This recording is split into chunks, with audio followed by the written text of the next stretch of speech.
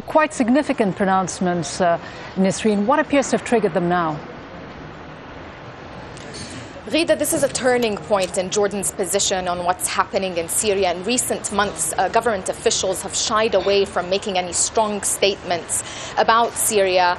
Jordan shares a long border with Syria, but it has been critical of the violence and the government's crackdown on anti-government protesters, but it has never called on Bashar al-Assad to step down, and the King of Jordan has become the first Arab leader to do so. But Jordan and Syria have never really enjoyed the friendliest of relations in the last few decades. They were always marred with tension.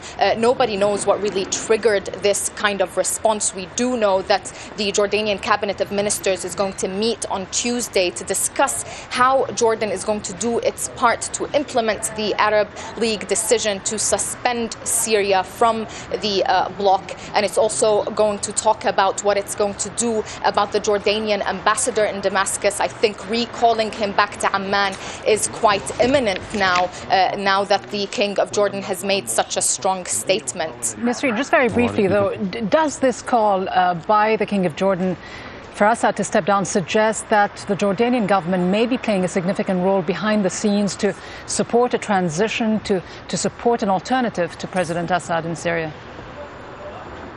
It may very well, Rida, but at this point nobody really knows. Now, this decision does indeed placate a Jordanian population that is very sympathetic towards the Syrian population.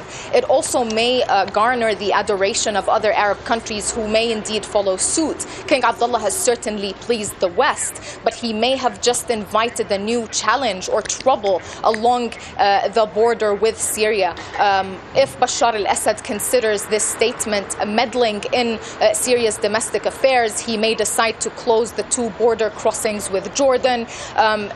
Jordan may have to even tighten security along its border with Syria even more to try to prevent pro-government loyalists from trying to infiltrate into Jordan and try to track down Syrian nationals or refugees, thousands of them who are now living in Jordan. The question is Jordan really up to such a challenge?